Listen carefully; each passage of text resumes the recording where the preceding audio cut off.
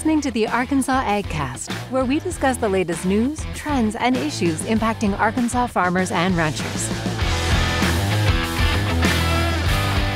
Our show is brought to you by the Arkansas Farm Bureau Federation and hosted by Rob Anderson and Jason Brown.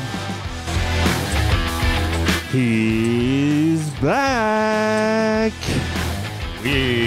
Mr. Pistole, welcome. Yep. You're talking about me. I see. Yeah, we're talking about you. Off guard. We're in a room full of people, so I thought you were talking about somebody else. Yo, sorry. No, we're talking about the man of the hour, the producer of this whole showdown. Well, we're in an entirely different environment today for our show. We are at the State Fair and Livestock Show. And we are not live, and I will tell you, Matthew, killed the illusion. One of our producers advised against going live, and I'm like, we're in the middle of town, it'll be fine. I sat down to download the script, and I'm like, oh my gosh, I can't get anything, nothing. So it was a solid call. Props to the production team for recommending that. And we've got piglets here. We've got people. Yeah, we've rabbits. Got a barn full of folks. Piglets, baby pigs, rabbits, all kinds. The Harrisburg FFA chapter's in the house. If we're not live, I'm tempted to just let things fly and just edit it out later. So. Yeah, here we go. Yeah, here we go. This is gonna be a wild ride. The wildest show we've ever had. Yeah, for sure, for sure. And that's saying a lot considering Jenny was our engineer the past 2 weeks. That's true. Now, you guys were handling the pigs earlier, and there was some. There was a mishap, we'll say. We had THV the Vine out today. Arkansas Farm Bureau did a Vine takeover, so we had the entire show with some help from some friends, and we ended the show in the barn here with these baby pigs, and you can see that on our social channels. Cool. Yeah, and one of the pigs needed a restroom break, a pit stop while we were on camera. Took it on camera, but took it on Jenny. Yeah, and that's why Jenny is not with us right now. So had to go clean up, but here we are, and it's exciting. There's a lot of kids out there today. It's a very, very big crowd out there. Yeah, it was very cool this morning, but I hear the weather's going to be in the mid-70s. And the fair runs from now until runs through Sunday. So your time is ticking if you want to get out. I will tell you something. At 8 a.m., that hog barn was packed around. They had a showcase going on in the arena, and I mean there were people everywhere in there showing for the animal showing portion. Wow. Yeah. If you have not seen it, we did put up we brought our PR team out to the fair for a little food preview last week. We tried quite a few items. We had a bracket, and it was a tasting challenge, and it led to a unexpected, I would say, champion Cinderella story. A number one seed got upset in the final round. And I'll just go ahead and say the number one seed is the classic corn dog. Yeah, right? I mean that's fair. There were a lot of corn dogs consumed for that video. Yeah, and I can't remember how many. Yeah, consumed, but it's a fun video. It's up on our Facebook page right now, YouTube. It's good stuff. Yeah, and if you're headed out to the fair and you're wondering, okay, how do I prioritize my budget on fair food? I think that one would be watch that video before you come out. It'd be a good way to see what the team liked. Yeah. Exactly. Most importantly, you see what won. Was it a savory or a sweet choice? So you can go to our Facebook page, YouTube channel, Instagram, all that good stuff, and find that video. I hate I missed out on it this year. I didn't get to take my sugar nap. Your sugar nap. There is a surprise at the end of this year's video as well. Even though you weren't here, someone lived up to your spirit. Hello. Hey there. Right, we have people waving. It's nice being up. Love it. They think we're important, Rob. They don't keep let us up out the in public much, so it's yeah, nice. Yeah, exactly. Let me see. Oh, also on today's show, Jennifer Cook, the executive director for the Arkansas FFA Foundation is going to sit down at this very table and join us for an interview. And that should be interesting. That's where we are. We are in their FFA headquarters right now here. Yeah, the Ag in Action Barn. A lot of educational stuff in here right now, so we'll find out all about that from her. Yeah, I learned that this year is the first year they've got an exhibit on large animal veterinarian, a topic that we've been talking about quite a bit out on the road and on farms. And so anyway, lots and lots to learn about the Arkansas ag industry. Well, a couple of things before we jump in. I know we've been mentioning it. Arkansas Ag Hall of Fame nominations are coming up, open until November 1st. Mm-hmm. You can visit ArkansasAgHallOfFame.org. And you can check out our past podcast episodes. We have interviews with some Hall of Fame inductees from the last class. It's a great program, and be sure if you have someone in mind, you get those nominations in by November 1st. Yep, we'll honor them at a luncheon in March of 2023, so right around the corner, honestly. Yeah, it'll be here in no time. Ballot issues is something we've been talking about. Farm Bureau policy. We have some policy on some specific ballot issues. Issue 1, no. Issue 2, yes. Issue 4, no. You want to know a little bit more about that? We can tell you more about that if you visit arfb.com. Mm-hmm. You'll see all the details. We have a lot of material there on why our positions are what they are. And, of course, if you just want to learn about candidates and all the issues on the ballot, you can go to arkelect.com. Yeah, that's Arkelect is our headquarters, kind of our HQ for all of policy issues and candidates. We have videos there of some of the candidates from earlier in the year as well. Yeah. For all the major positions in the state. It's very helpful, arkelect.com. Yep. So there you go. I think that's all the housekeeping business that we have for the day. So why don't we dig into the news? And we've got a few less or a smaller amount, I guess, of news stories today, so we can have plenty of time to speak with Jennifer Cook. But anyway, we'll kick off the news this week with an update on a story we first reported a few weeks ago: the impacts of a low-flowing Mississippi River. George Jared with Talk Business and Politics provided an update on river levels and their impacts this week, and the verdict is increased pain for Arkansas farmers. Regardless of the rainfall across the Arkansas Delta last weekend, the river is inching closer and closer to an all-time low. The river has stopped around 2,000 barges and about 100 towboats, according to Jared's reporting. There has been some relief with dredging efforts, but water levels overall have not improved, and local grain elevators are near capacity. With harvest rolling on and no ability to move soybeans down the river to New Orleans, the concern turns to price drops at the elevators now and basis. Moving crops down the river is not the only concern, though. It's the time of year that many producers begin receiving inputs such as fertilizer, and those supplies need to come up the same channel that crops cannot currently travel down. As George Jared reports, the Climate Prediction Center is showing a near normal precipitation outlook for the next 8 to 14 days. The seasonal precipitation outlook is less optimistic, showing Arkansas with a below average chance of precipitation through December. So we'll continue to monitor this and report back as the year moves on. But rain, we need it to get the river up. Yeah, that's something we're going to be talking about for a while. Unfortunately, the weather's just not coming through, and the weather up in the Midwest, everything we need to get that level back up, it's going to take a while. Yeah. Moving to something else, it's a little bit different, but we have talked about this issue before, and that's milk and dairy marketing. American Farm Bureau Federation just wrapped up the first of its kind industry-wide Federal Milk Marketing Order Forum earlier this week. American Farm Bureau was joined by representatives of the National Milk Producers Federation, dairy cooperatives, processors, state dairy associations, and dairy farmers from across the country. It was a 3-day event focused on how to modernize the federal milk marketing orders system. After the event, American Farm Bureau Federation and the National Milk Producers issued a joint statement about what was agreed on and the need for for FMMO, that's fun to say. Yeah, you always get the good ones. I know. That statement reads, "We support the federal milk marketing order system as key to fair market-based farmer milk pricing and recognize the importance of periodically updating the program to reflect changes in the dynamic U.S. dairy industry.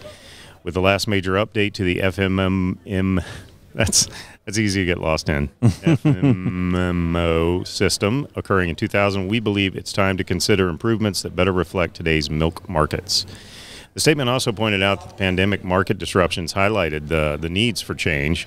At that time, the group said a combination of federal order price formulas, temporary market imbalances, and demand disruptions created disorderly marketing of milk, and that hurt producers. The statement said that the groups anticipate the prospect of a hearing conducted by the USDA in 2023 that could address FMMO price formulas, including all 4 classes, as well as the Class 1 price surface. An amended pricing system should improve price discovery, improve the clarity of the program, continue to support timely payments to producers, and reduce price incentives to depool milk.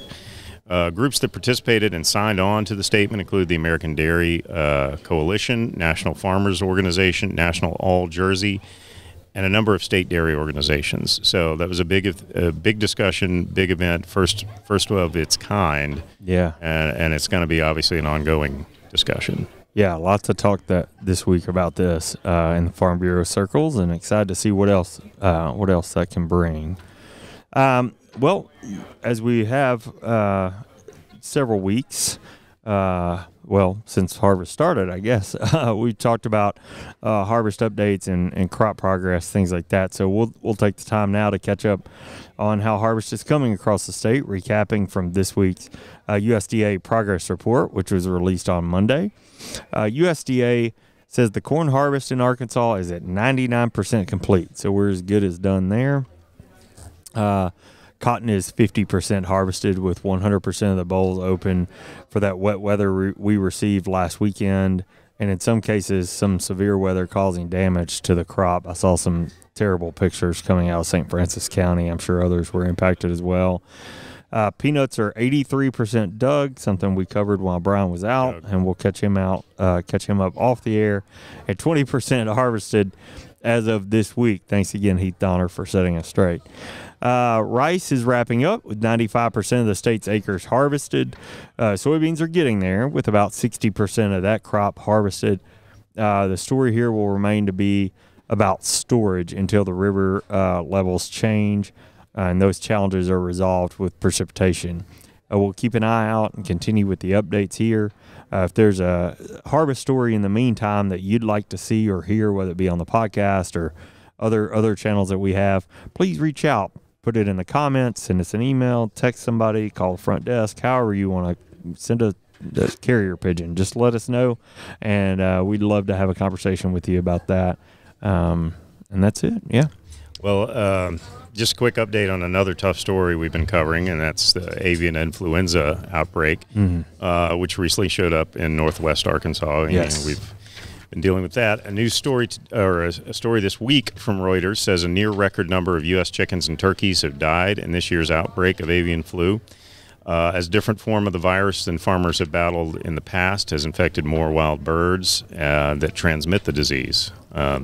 More than 47 million birds have died due to the infections and cullings. This has resulted in export bans, lowered egg and turkey production, and contributed to record prices of these staples ahead of the holiday season, which is going to be problematic. Farmers are fighting a subtype of the H5N1 strain of the virus that survived over the summer when high temperatures usually reduce the avian flu. And that's according to Rosemary Sifford, Chief Veterinary Officer of the USDA. The same subtype is spreading in Europe, unfortunately, she said in an interview, and Europe is already suffering its worst avian flu crisis with nearly 50 million poultry culled. Goodness. Retail prices, meanwhile, for fresh, boneless, skinless turkey breast reached a record $6.70 per pound last month. That's up 112% from a year earlier and 14% above the previous record from 2015, according to American Farm Bureau.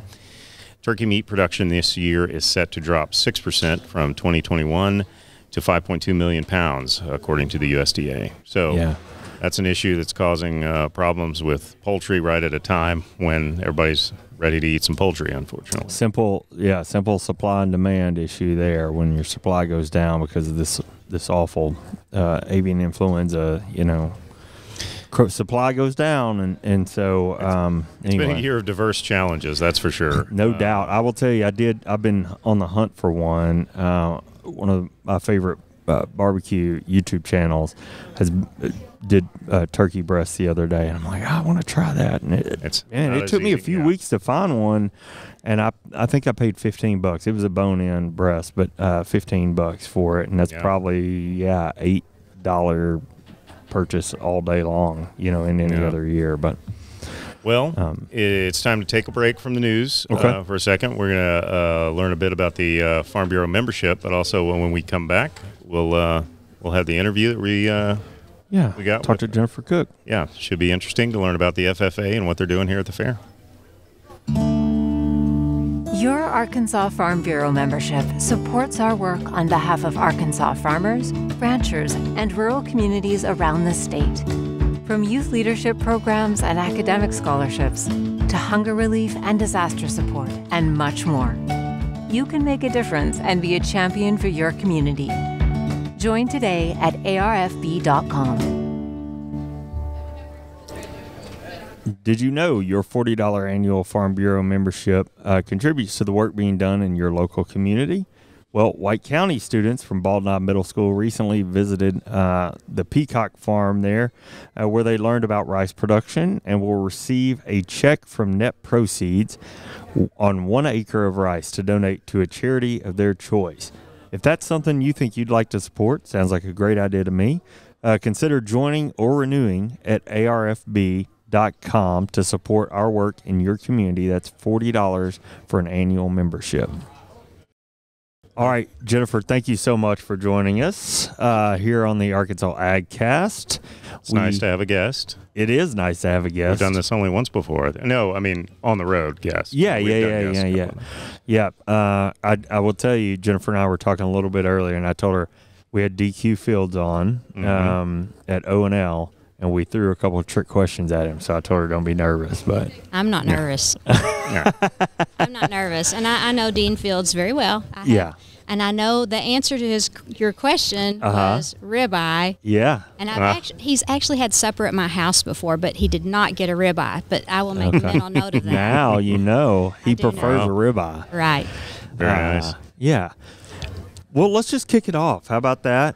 Again, thanks for not only just taking the time to talk to us, but playing host to us for the podcast. We had THV's The Vine in here earlier. I mean, we really disrupted you guys' whole day here. So thank you for having us.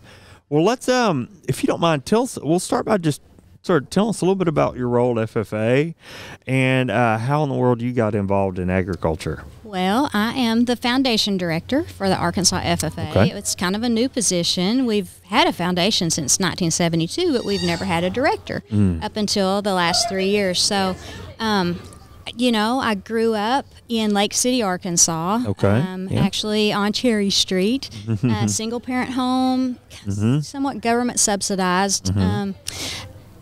And in the 9th grade, I joined the FFA, and that was just a game changer for me.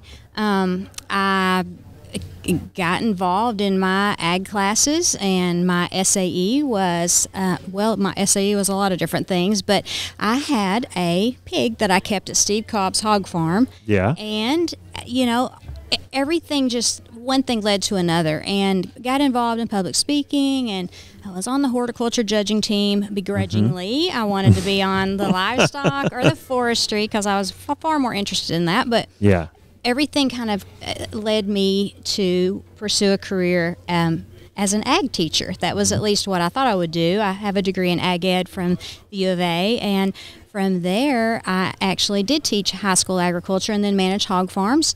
Oh, wow. And now I have somewhat successfully, launched 3 boys. 2 will probably have a career in agriculture. Okay. My oldest is in medical school and probably will be for the next 95 years of his life, it feels like.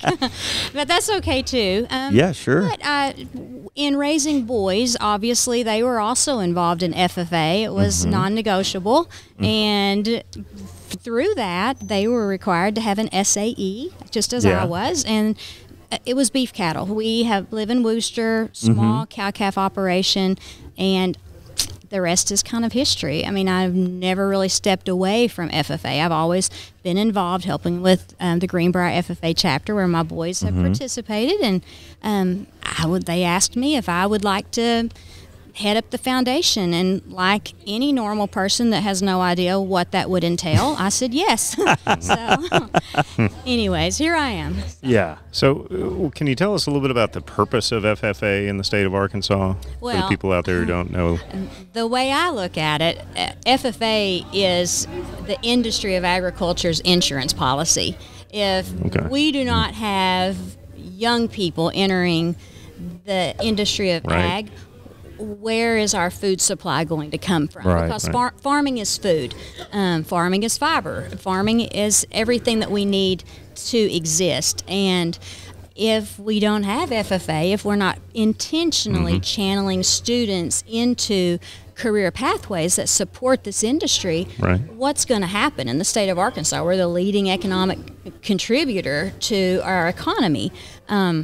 It's crucial for for everything. I mean, Walmart is the largest food distributor in the world. Where are they getting their food? They're getting it from farmers, and we've got to do a good job. We've got to have the support of industry leaders as we continue to make sure that agriculture remains the powerhouse in our state that it is. Okay, you know, you make a good point. I mentioned we had the Vine out today, and Adam Bledsoe was with us, and he grew up in an I-state up in the Midwest. But we were talking about this sale this evening, and he was saying that he sold a pig in high school, and McDonald's bought it.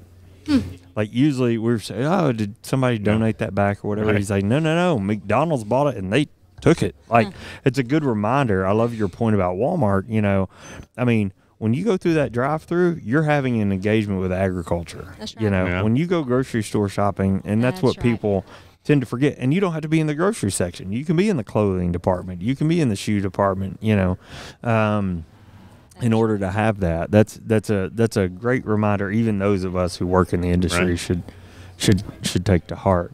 That's right. Well, you mentioned being a cattle producer. I think you're a first generation cattle producer. I'm curious to hear. I know we all learn a lot of lessons when we take off into new ventures. I'm curious to know if you have a lesson or an impactful moment from your time as a producer that you could share. I would say the biggest lesson I learned my senior year in high school. Our FFA chapter, of course, we had like a working relationship with Steve Cobb with his hog farm. But there were a group of us that wanted to show beef cattle. And so our ag teacher went to Texas and came back with some Salier Key Cross steers that had never seen a human before. I would like to say it was entirely a positive experience. But for me, well, there were a lot of positives. One of the things that our ag teacher required of us is we had to go to the Bank of Northeast Arkansas. I remember walking through the double doors and sitting down across from bank president Max Cobb and asking him for a loan. That was part of the process, asking him for a loan to pay for this this beef animal. To raise this animal, and that was good because we had no extra money. And my ag teacher was good at making opportunities possible for people like me, and that's kind of how our teachers are today. But I got the loan, did the work. The day before the show, I'm unloading my steer at the Buffalo Island Junior District Livestock Show in Jonesboro, which was behind Kmart on Caraway Road, and his halter broke. And he was loose, and he ran for the loading dock at Kmart. Oh, goodness. And yes, it was not a good experience because the ag teacher from Cherry Valley roped him right behind Kmart, and he had a heart attack and died. Oh no. I'm sorry. Oh, my. It was bad. But 4 different farms, so they called the slaughterhouse, which was probably taboo, but they said, help. This girl, I mean, I was not emotional, but I was like, oh my goodness, how do you get this thing out of the loading dock? Well, that's a good question. I don't know. No, but I mean, that was the purpose of making that phone call. I'm sure. Yeah, I mean, we had to do, anyway. Yeah. So 4 different farmers felt sorry for me. They each bought a quarter of the beef, and I paid off my loan, and I made $1.56. Oh my goodness! Wow. And so, the FFA creed talks about, for I know the joys and discomforts of agricultural life, and even now with our operation at home, I mean, I feel like we've lived through like 9 droughts this summer, and the cost of hay, fertilizer, I mean, everything is crazy.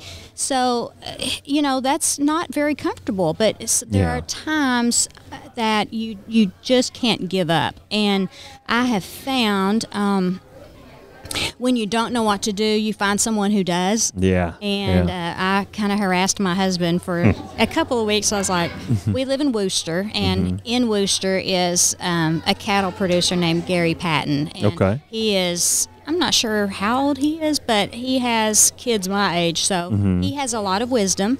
And I said, stop in and talk to Gary. Ask him, what should we do? Yeah. And, he gave us a lot of reassurance and even offered ways that he could help us. And oh, goodness. So, yeah. It's don't give up. Look for people that know more than you do and ask for advice. Yeah. That's a great lesson learned. Yeah. Well, you can probably tell the noise picked up a little bit here. We are live. I mean, we are out at the state fair. Yes. Here. So FFA is here every year. What does the FFA contribute here at the state fair? What is your role? Well, I mean, if you go back in time, why were fairs even created? It was for people to exhibit what they've grown, what they have to offer to other people if they need new genetics in their cattle operation or hog operation or whatever. And so, times have changed some, but at the same time, again, agriculture is the foundation of all things. I've heard it said, P.J. Haney, I think, said this, without agriculture, there is no culture. Yeah, he's famous for saying that. Yeah, I love that. And I think that, we have a lot of people come through here that are maybe inner city, that are far removed from agriculture, from the way we raise food and, cotton, hello, you're wearing it. And so many people don't put 2 and 2 together. And so FFA's presence here is so important for people to understand a little bit more about where their food and their fiber comes from. And I'm glad that we get to provide this opportunity for our kids to exhibit their projects and then to also tell their story. Sure. It looks like they have some fun doing it. There's some races here. We have the pigs, we have the rabbits. It's a fun opportunity for everybody, not just the people coming, but the people. Right. Yeah, that increase in noise was cheering for the little baby pigs, not for us. I think. That's kind of how we've decided to spend our week with the fair and all the opportunities that we've had, whether it be this podcast, the Vine, whatever that is. It's just sort of promoting those agriculture aspects of the fair. Jenny went on the Vine on Monday and sort of did this list of 6 things that you didn't know about the fair when you go, and hoping to promote some of these activities that we've got going on. Well, and to that end, we'll have a little fun. If someone had a pair of tickets, a free pair of fair tickets in their hand and no connection to the farm, how would you tell them to spend their time while they're out here? Oh, I would definitely at least take a step inside the hog barn, try to watch a show. I would go in the Coliseum and see the market steer show was Tuesday. That's a big deal. Yeah. And I would definitely take a spin through the Ag in Action, because if you do nothing but even just look at the posters that Farm Bureau's created, you can see very clearly the prominence of the ag industry in our state. And knowledge is power. If we don't know and appreciate the ag industry, if the common off the farm person doesn't see the value in it, we're kind of in a world of hurt. So that's right. Well, and speaking of those posters, there's a whole bunch. I'm pointing, if you're watching this episode, there's a whole bunch of jobs that are part of the ag industry jobs that are probably open right now and That's looking right. for someone to fill them. And a matter of fact, we do have an equipment sales company here today promoting just that, recruiting for part of their technical training and things like that. So there is, there's just a lot to learn just within these four walls that we're sitting in today. That is absolutely right. They say that $16 or 16 cents of every dollar is, you could say, would go back to the farmer, but the remainder of that dollar is generated from supporting industry work. So you just think about all of the value chain that gets your cheeseburger Happy Meal to your kid who's hungry in the back seat. All of those jobs that come together to as a part of that. That's right. Yeah, So. that's a great point. Okay, well, we can't avoid this question. This question has to be asked. All right. What is your favorite fair food? Oh, Well, cotton candy. Cotton candy. Oh, yes. I hadn't thought Not of that what I one. would have Oh, expected. no. I'm a little bit of an addict when it comes to that. Okay. So we did a fair food bracket challenge out here last week, and we thought the corn dog was the number one seed. Do you have thoughts on that? Yeah.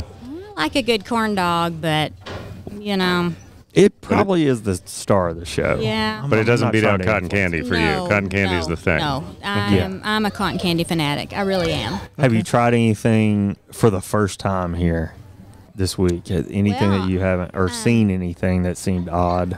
Nothing that I've seen odd. Well, that's a given. Well, you've probably seen odd things I have in seen the odd. food space, I should say. Yes, I have seen odd. It isn't odd, but it's new this year, the Cattleman's Kitchen. And, years ago, there was the pork chop shop outside of the hog barn, and that was all my boys that were like, can we get there in time to eat breakfast there? And so Yeah. it was a highlight of their time, but it shut down, and I don't remember who's been there the last couple of years, but we were really happy to have the Cattleman's Kitchen there, and it's supported by the Arkansas Cattlemen's Association. So they are really helpful for the Arkansas FFA. So I like to support them. Good eats all around out here. Well, I've got a last question. Rob asked about food, so I'm going to ask about rides. What do you think is the last ride? And maybe it was 5 minutes before you came on with us, but what's the last ride do you think that you rode at the fair? I don't know. I don't know what you call it, but it's like a pirate ship that kind of swing. Oh, the swinging. Yeah, the big swinging. Okay. Yeah.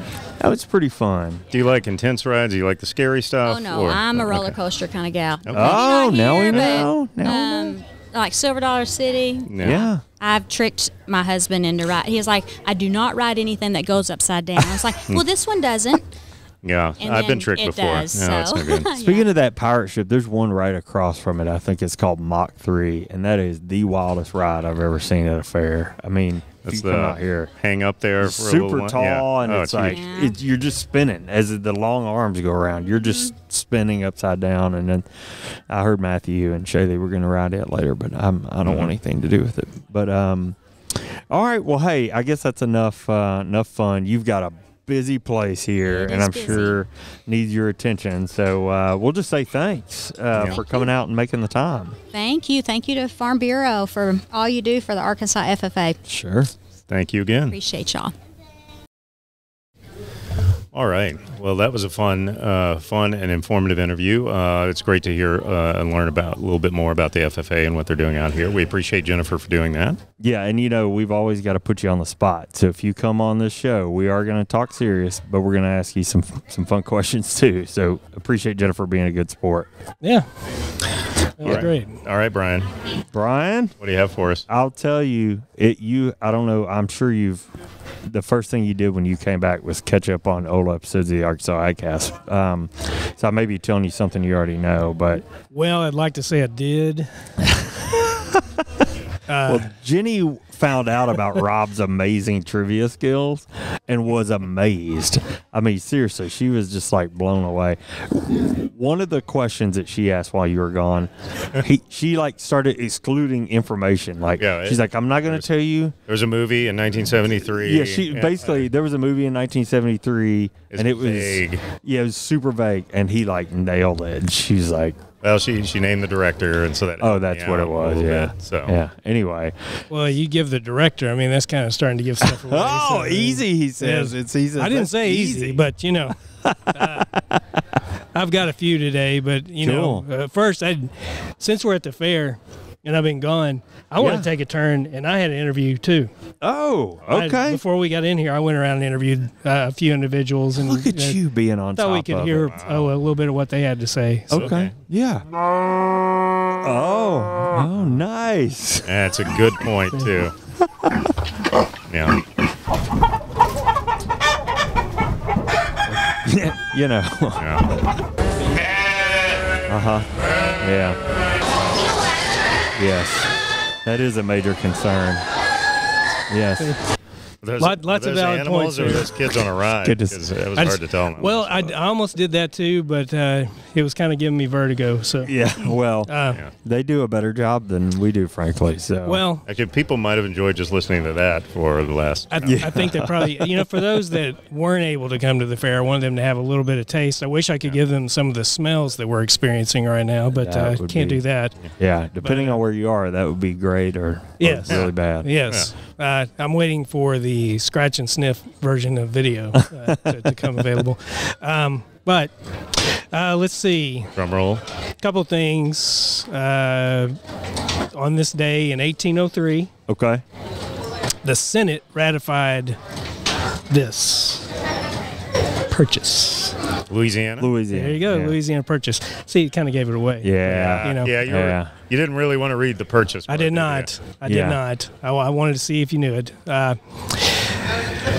This general said that he shall return, and 30 months later, on this date in 1944, he returned to the Philippines. MacArthur. There you go. And the 31st president in 1964 died in New York at age 90. Who was that president? I don't know my presidential the numbers. He died in what? Do you want to cheat? What year was it that he? He died in 64. Eisenhower? Yeah. Nope. H.H. Herbert Hoover. Herbert Hoover. There you go. He wasn't even a president. So, Herbert Hoover, yes. And everyone's favorite. On this day in 2011, old Herbie Hoover. This is a new show where you get the initials of a president. Yes, their first and last name. On this day, that was a good one, by the way. You want to stump me? It's like, when did this guy die? Yeah. Well, this guy died. But it was during he was killed by rebel troops in Libya, in his hometown. Gaddafi. There you go. And that was in 2011. So again, those are the elements I have today, gentlemen. I didn't bring any entertainment stuff today, really. So. Yeah, that was. Well, I think the animal noises were pretty entertaining. Well, yeah, I mean, come on. That's what I got for you. That was excellent. Well, welcome back. It's so good to have you back. I tell you, we loved having Jenny here, but the podcast just isn't the same without our. I appreciate that. It was a good break, and I can attest to all of the numbers that you gave for harvest and all that stuff. Because as we drove through all the states I went through, I was looking for corn. It was like. Did you go through I-states and several states? I went. I was in Kentucky, New York, Vermont, all the way around Virginia, back through Tennessee. Cornfields cut. Really? I couldn't find corn. So anyway. Awesome. Good to know. We continue to tell the truth here. Yeah. It's a beautiful countryside. Well, y'all, thanks for being patient with us today as we are live on set, I guess, as it were. Yeah, I feel like my eyes have been all over the place. At the State Fair. That wraps up the news for this week. As always, thanks for following along with the Arkansas AgCast. We are grateful for you taking the time to watch and listen. And remember, you can usually catch us live streaming every Thursday at 2 p.m. on Facebook and YouTube. Make sure you turn on those notifications, and then listen to the audio version later on iTunes, Spotify, or wherever you get your podcast. Yeah, the Arkansas AgCast is brought to you by Arkansas Farm Bureau and hosted by me, Jason Brown. And me, Rob Anderson. Our show is produced by Brian Pistol, Matthew Magdafrau behind the camera today. Thank you. And a big thanks to Jennifer Cook. Oh yeah, also for and the being our guest FFA today. for letting us set up in here. Yeah, we were pretty disruptive, and we asked them to shut down the duck races. So. You want to go out with some screeching chickens or something? They had enough of that. We'll see y'all next week. See you next week.